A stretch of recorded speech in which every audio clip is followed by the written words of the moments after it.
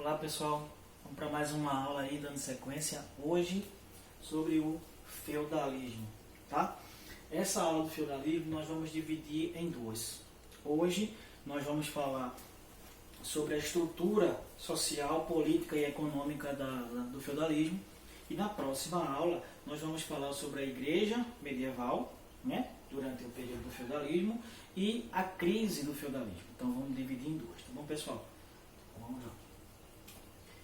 O feudalismo ele vai surgir na Idade Média. A Idade Média compreende aos séculos 6, 5 até o 15, tá? Mas só que a Idade Média é dividida em Alta Idade Média e Baixa Idade Média, tá? A Alta Idade Média é do 5 ao 10. Aqui é quando a Idade Média vive o seu auge. E a Baixa Idade Média é do 10 ao 15. Aqui é quando vai ter a crise e o fim do feudalismo, por exemplo. Tá? Então o feudalismo ele vai surgir no século X e vai até o século XV. Tá? Então ele surge ainda na Alta Idade Média e termina na Baixa Idade Média. Tá? Então, como é que vai se dar a formação do sistema feudal ou do feudalismo? Vocês lembram da aula passada sobre o Império Romano, em que o Império Romano ele vai cair. Né? 456 lá vai ser invadido, né? Vai ter as invasões bárbaras e aí vai ter o fim do Império Romano. Então, durante esse processo aí de queda do Império Romano é que vai se formar o feudalismo, tá? Por quê? Vai ter o abandono das cidades. A população vai sair da cidade e vai para o campo, vai para a zona rural em busca de proteção, né? Porque tiveram suas terras invadidas, suas casas invadidas. Então eles vão para a zona rural em busca de proteção. Lá teria pessoas para fazer a proteção dele e da sua família, que eram os senhores feudais, que eram os grandes proprietários de terras. Nós vamos falar já deles. Tá? E também devido à crise econômica aqui. Então eles vão para a zona rural em busca de proteção e em busca de emprego também. Certo? O que foi o feudalismo? Estrutura social, política e econômica da Europa dos séculos X ao XV.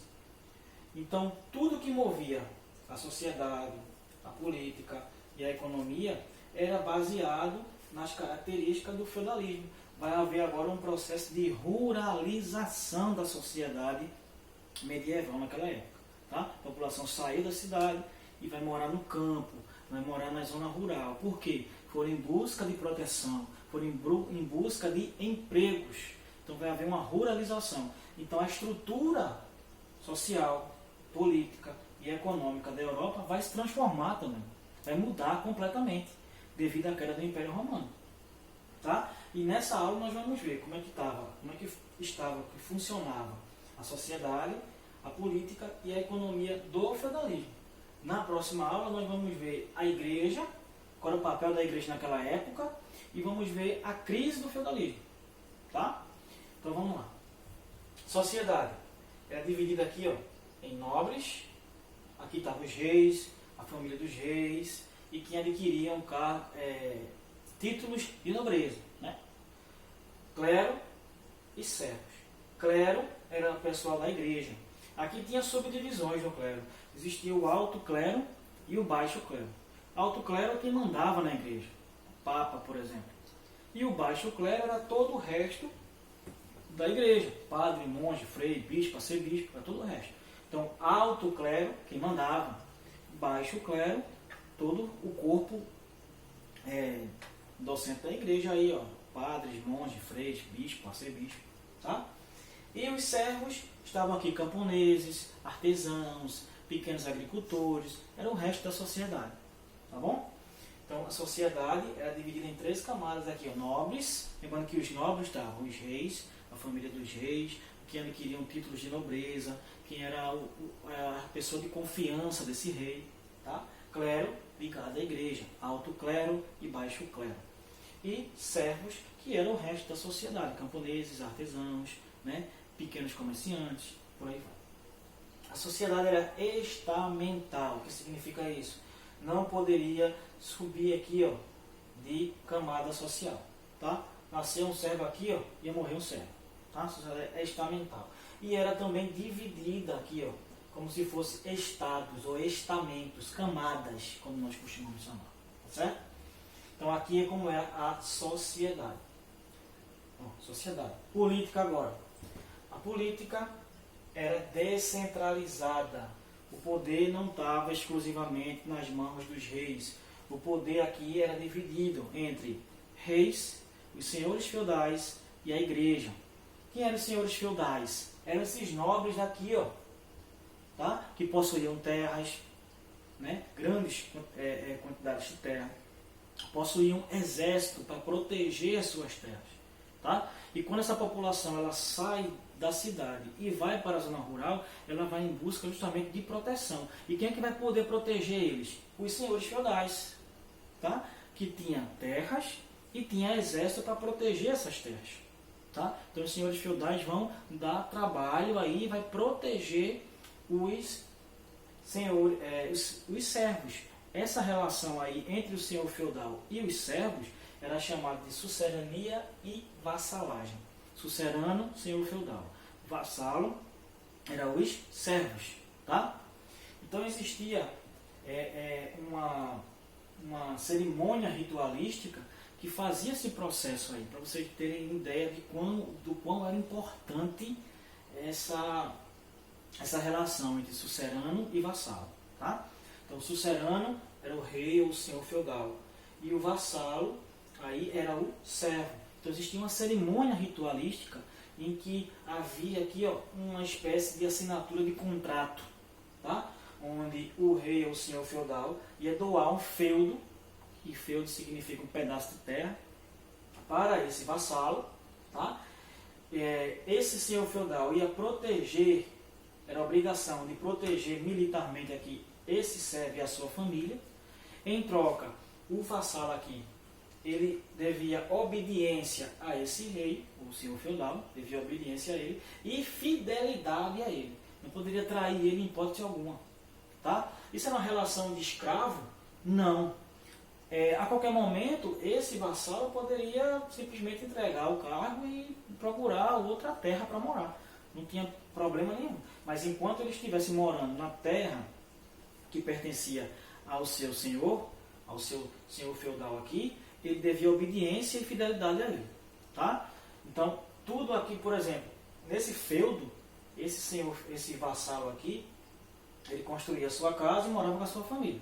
Tá? Então ele ia ter um pedaço de terra ali também para ele produzir o seu próprio alimento. Né? A agricultura naquela época era de subsistência.